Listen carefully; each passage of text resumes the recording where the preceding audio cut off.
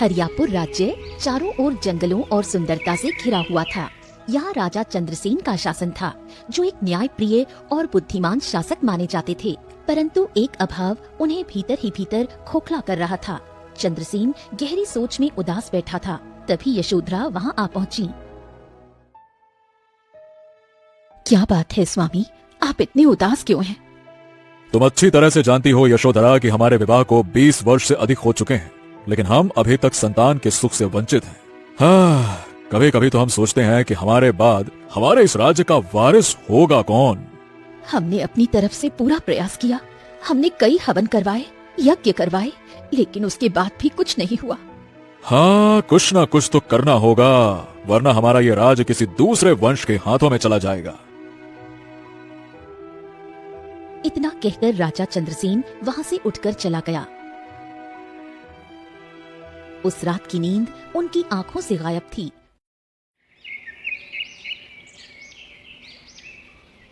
अगले दिन राजा चंद्रसेन इस विषय पर राजगुरु से चर्चा करने लगा। गुरुदेव, क्या कोई ऐसा मार्ग है जिससे हमें संतान सुख की प्राप्ति हो सके?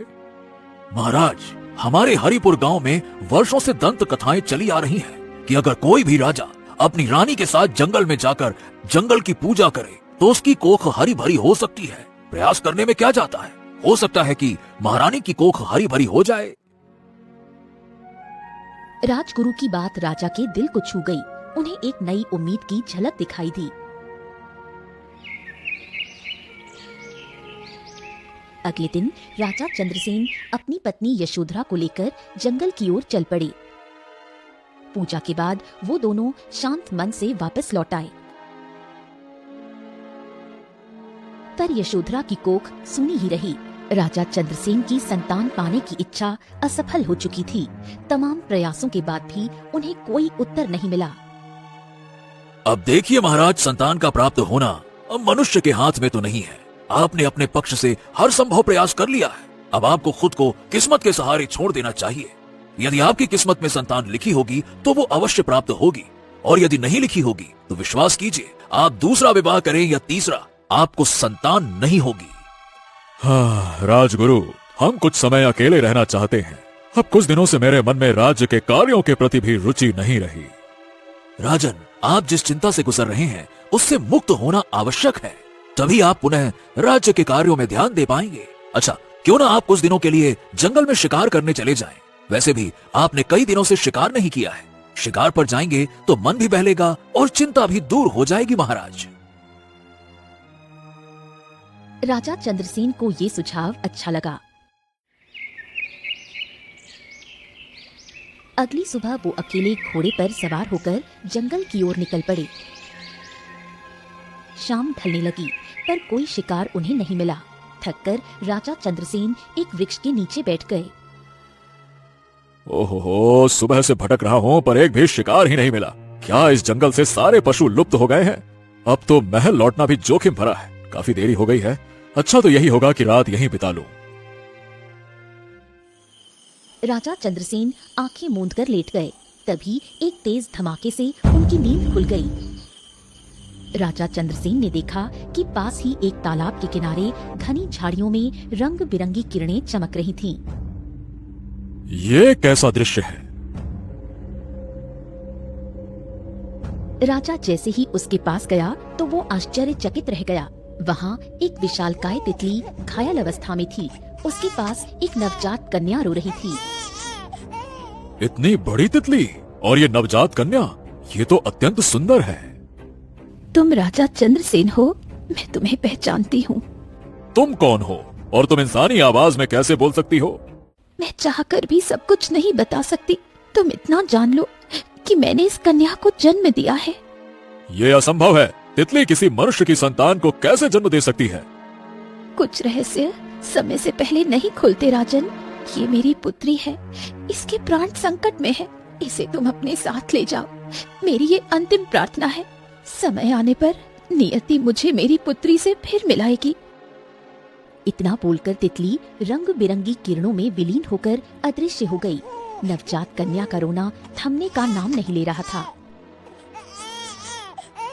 वाह वाह वाह वाह वाह वाह वाह, तुम्हारा चेहरा तो चंद्रमा की तरह चमक रहा है। आज से तुम्हारा नाम चंद्रलेखा होगा। अरे अरे, रो मत रो मत रो मत, अब हम तुम्हारे पिता हैं। राजा चंद्रसेन उसी रात महल लौट आया। उनके हाथों में नवजात कन्या को देखकर रानी यशोधरा और राजगुरु चकित रह गए। स्वामी, ये बच्ची ये किसकी है? राजा चंद्रसेन सारी घटना बताते हुए बोला। जो कुछ जंगल में हुआ वो शब्दों में समझाना कठिन है, लेकिन इतना जान लो, इस कन्या को मैंने नियति से प्राप्त किया है। महाराज, ये तो अत्यंत विचित्र है, लेकिन कोई बात नहीं, आखिरकार ईश्वर ने आपकी प्रार्थना सुन ली। जब मैंने इसे पहली बार देखा ना राजगुरु, मुझे अपने भीतर पिता का प्रेम उमड़ता हुआ महसूस हुआ। इसका चेहरा तो सचमुच चंद्रमा की तरह चमक रहा है। इसका नाम चंद्रलेखा ही होना चाहिए। अरे मैंने भी तो इसका यही नाम रखा है, चंद्रलेखा। चंद्रलेखा का जीवन एक रहस्य से प्रारंभ हुआ। धीरे धीरे राजा चंद्रसेन और रानी यशोधरा की छत्रछाया में वो बड़ी होने लगी। समय इसी तरह बीतता रहा। बीते वर्षों के साथ चंद्रलेखा अब 20 वर्ष की हो गई। एक दिन चंद्रलेखा अपने महल के बगीचे में अपने पिता राजा चंद्रसेन और यशोधरा के साथ बैठी हुई थी कि तभी एक शेर वहाँ आ पहुँचा और बुरी तरह से दहाड़ने लगा। यशोधरा, चंद्रलेखा, जल्दी से पीछे हटो। ये शेर अगर और पास आया तो तुम दोनों पर हमला कर देगा, जल्दी करो। तभी अचानक चंद्रलेखा की आंखें नीली हो गईं। उसके चेहरे पर गंभीरता उतर आई। ठहरिए पिताजी, अपनी तलवार म्यान में रख लीजिए। ये शेर हमें मारने नहीं बल्कि मदद मांगने आया है। चंद्रलेखा, ये तुम क्या कह रही हो? मैं बिल्कुल सही कह रही हूँ माँ। एक बात मैंने आपको बचपन से नहीं बताई, मुझे जानवरों की भाषा समझ में आती है। इतना कहकर चंद्रलेखा बगीचे की एक झाड़ी के पास चली गई। उसने एक पत्ती तोड़ी और उसे पीसकर शेर की टांग पर लगा दी, जहाँ से हल्का रक्त बह रहा था। भागते समय तुम्हारे पैर में कांटा चुभ गया था, इसी वजह से तुम्हें दर्द हो रहा था। अब तुम कुछ ही दिनों में ठीक हो जाओगे, लेकिन अब तुम जंगल चले जाओ, यहाँ मत आना, नहीं तो इंसान तुम्हें मार डालेंगे। शेर सिर झुकाता हुआ दौड़कर वहाँ से चला गया। राजा चंद्रसेन और रानी यशोधरा की आंखों में आश्चर्य ठहर गया। चंद्रलेखा मुस्कुराती हुई अपने कक्ष की ओर चली गई।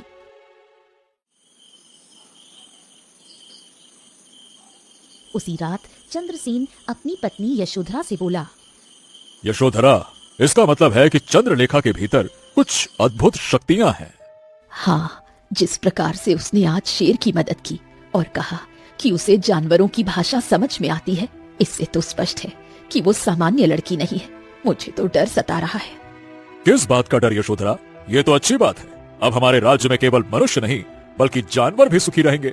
उनकी भाषा चंद्रलेखा समझती है, ये तो अच्छी बात है। लेकिन सोचिए, चंद्रलेखा आम मनुष्यों से बिल्कुल अलग है। एक ना एक दिन उसे अपने अस्तित्व का एहसास जरूर होगा। फिर वो अपने जन्म और अपनी सच्चाई की खोज शुरू करेगी।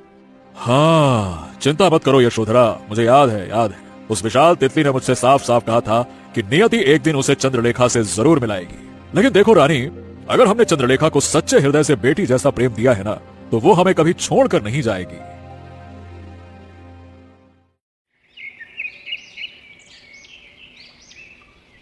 राजा चंद्रसेन दरबार में बैठा था, तभी एक किसान वहां आ पहुंचा। महाराज महाराज महाराज महाराज, मेरी जमीन बंजर हो चुकी है। कृपया करके कुछ धन दे दीजिए ताकि मैं दूसरी जमीन खरीद कर खेती कर सकूं महाराज।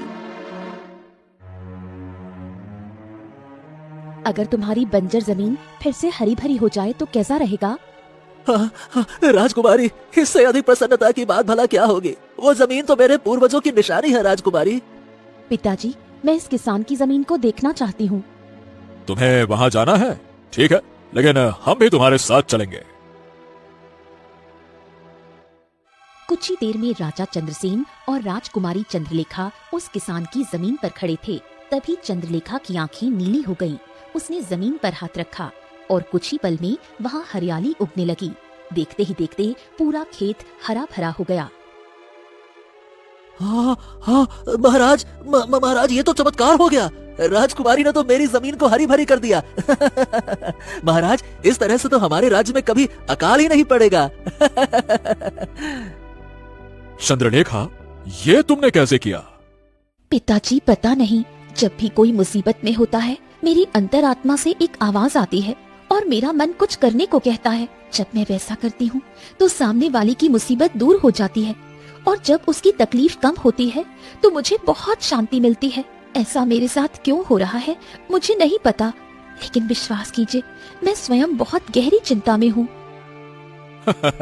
कोई बात नहीं पुत्री। अब देखो, मुझे तो प्रसन्नता इस बात की है कि दूसरों की तकलीफ कम करके तुम्हें शांति मिलती है।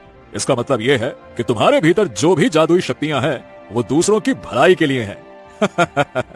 बेटा, इन्हें हमेशा नेक कामों में ही लगाना। हाँ पिताजी, मैं हमेशा दूसरों की भलाई के लिए ही इन शक्तियों का उपयोग करूंगी। लेकिन सवाल ये है कि मेरे अंदर ये शक्तियाँ आई कहाँ से? इससे कोई फर्क नहीं पड़ता बेटा कि शक्तियां कहां से आई हैं। फर्क इससे पड़ता है कि तुम इनका इस्तेमाल अच्छाई में करोगी या बुराई में। मुझे पूरा विश्वास है कि तुम अच्छाई में ही करोगी, क्योंकि तुम्हारे मन की शांति तो उन्हीं कार्यों में है ना। चंद्रलेखा कुछ नहीं बोली और अपने पिता के साथ महल लौट आई। धीरे धीरे चंद्रलेखा की चमत्कारिक शक्तियों की चर्चा पूरे राज्य में फैलने लगी। एक दिन राजा चंद्रसेन राज दरबार में अपने मंत्रियों संग विचार विमर्श कर रहा था। तभी वहाँ एक अजनबी साधु आ पहुँचा। तुम्हारे महल में इतनी बड़ी मुसीबत पल रही है और तुम्हें इसका अंदाजा भी नहीं है। ये तो आश्चर्य की बात है, और तुम खुद उस मुसीबत को पाल रहे हो। ये क्या बकवास कर रहे हो साधु महाराज? बकवास नहीं कर रहा हूँ राजन। तुम्हारी पुत्री चंद्रलेखा, जानते हो वो क्या है? अगर समय रहते उसके अंदर की जादुई शक्तियों को खत्म नहीं किया गया तो वो तुम्हारे राज्य का सर्वनाश कर देगी। ये झूठ है। मेरी पुत्री अपनी जादुई शक्तियों का इस्तेमाल केवल और केवल मानवता की भलाई के लिए करती है। अभी कर रही है, लेकिन धीरे धीरे वो अपनी शक्तियों पर नियंत्रण खो देगी और फिर उसके बाद वो तुम्हारे राज्य में तबाही मचाएगी। सुनो, मैं जानता हूँ कि वो तुम्हारी संतान नहीं है। मेरी बात पर विश्वास करो राजन, तुम्हारी पुत्री चंद्रलेखा एक राक्षस की संतान है और मैं इसे साबित कर सकता हूँ। बस एक बार अपनी पुत्री को राज दरबार में बुला दो। राजा चंद्रसेन क्रोधित हो गया। उसने तुरंत चंद्रलेखा को वहाँ पर बुलवा लिया, क्योंकि वो सत्य को परखना चाहता था। साधु महाराज, मेरी बात कान खोल के सुन लो। अगर तुम इसे साबित नहीं कर पाए तो तुम मेरे राज्य के नियम जानते हो। इसमें कौन सी बड़ी बात है? अभी देखो, मैं साबित करता हूँ। ओम। साधु ने अपना हाथ घुमाया और अगले ही पल रंग बिरंगी किरणों से एक सुंदर आईना प्रकट हो गया। राजकुमारी चंद्रलेखा, ये लो, इस आईने को देखो, तुम्हें इसमें अपना अक्स दिखाई देगा। देखो। राजकुमारी चंद्रलेखा ने जैसे ही आईने को देखा, अगले ही पल वो उसमें समा गई।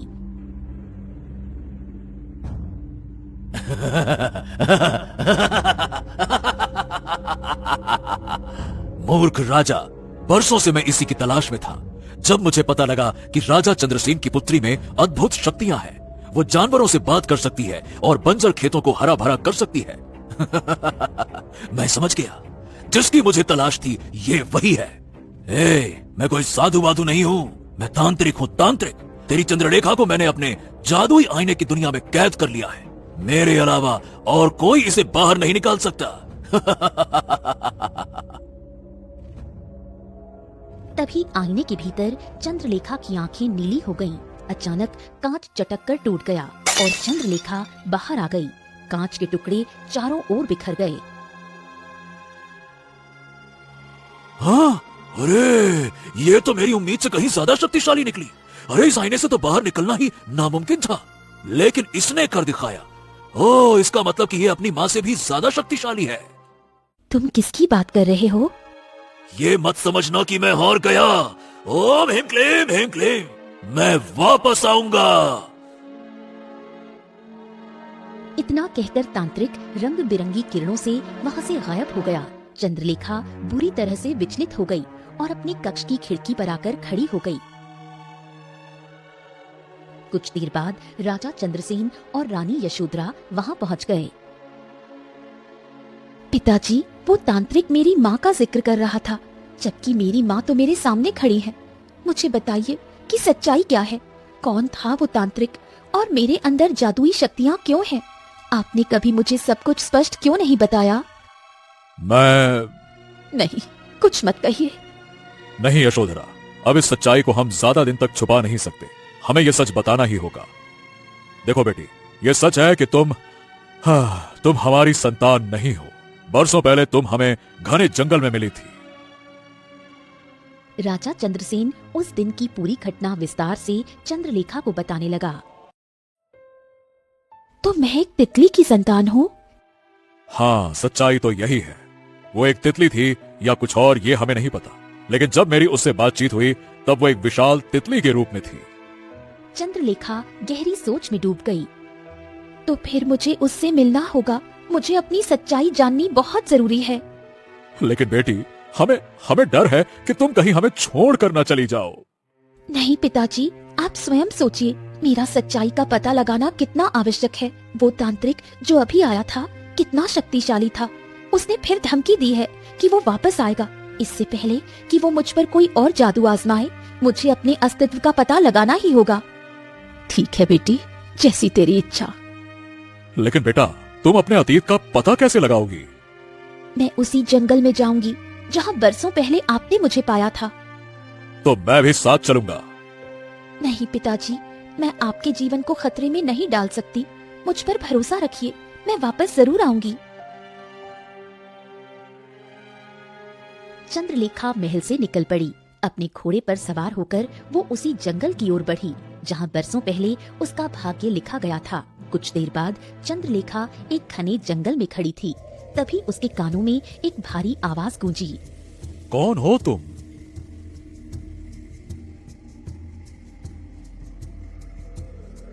तुम कौन हो? मैं एक साधु हूँ। कुछ देर पहले राजमहल में भी एक साधु आया था, लेकिन वो पाखंडी निकला। मैं तुम पर कैसे विश्वास करूं कि तुम सच में साधु हो? तुम मानव नहीं हो। मेरी बात पर विश्वास करो, मैं साधु ही हूँ।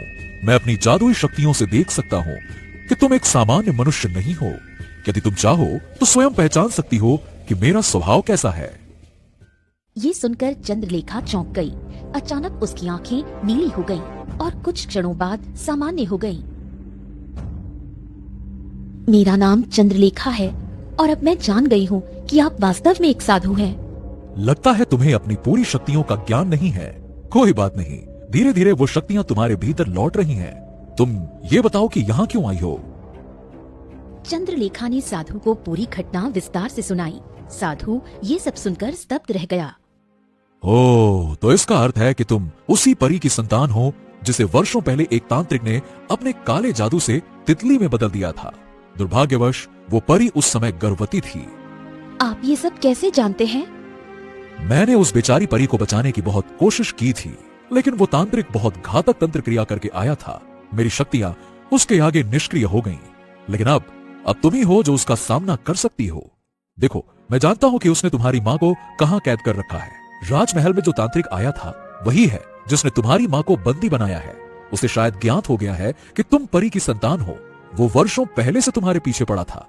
तुम्हारी बलि देकर वो और शक्तियां प्राप्त करना चाहता था।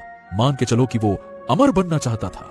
जब तुम्हारी माँ ने इनकार किया तो उसने उसे तितली में परिवर्तित कर दिया।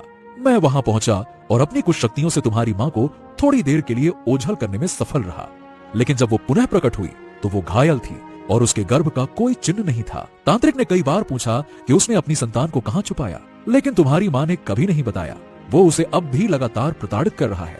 जब मैंने दोबारा उसे बचाने का प्रयास किया तो उसने मुझे जादू से बेहोश कर दिया। अब वो एक विशाल गुफा में तुम्हारी माँ को बंदी बनाकर रखे हुए है। उस गुफा का प्रवेश द्वार शक्तिशाली मंत्रों से सुरक्षित है जिसे मैं नहीं पार कर सकता। लेकिन हाँ, मैं तुम्हें वहां पहुंचा जरूर सकता हूँ। तो फिर मुझे वहां ले चलिए साधु महाराज। साधु ने चंद्रलेखा का हाथ पकड़ा और अगले ही पल दोनों वहां से अदृश्य हो गए। कुछ ही देर में वो एक गुफा के पास प्रकट हो गए। वो सामने जो गुफा है उसी के भीतर तुम्हारी माँ कैद है। देखो, मैं अंदर नहीं जा सकता, लेकिन मुझे विश्वास है कि तुम वो रक्षा घेरा पार कर लोगी।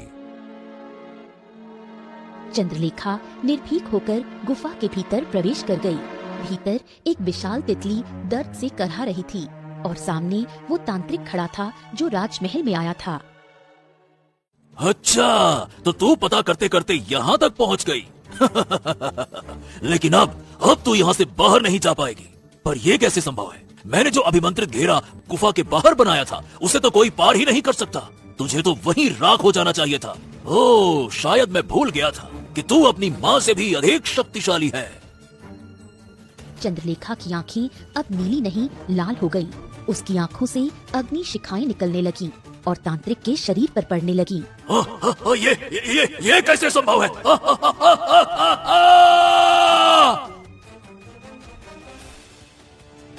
गुफा में रंग बिरंगी किरणें फैल गईं और वो तितली धीरे धीरे एक सुंदर परी में बदल गई।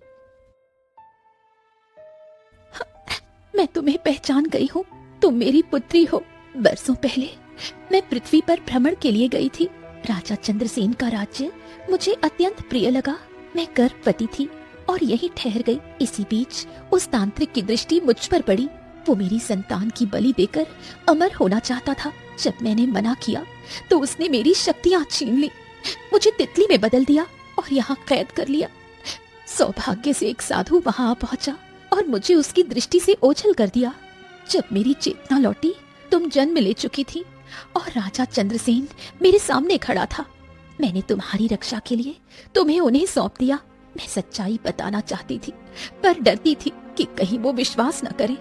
मैंने उन्हें कुछ नहीं बताया और अचानक गायब हो गई। जब मेरी आंख खुली मैं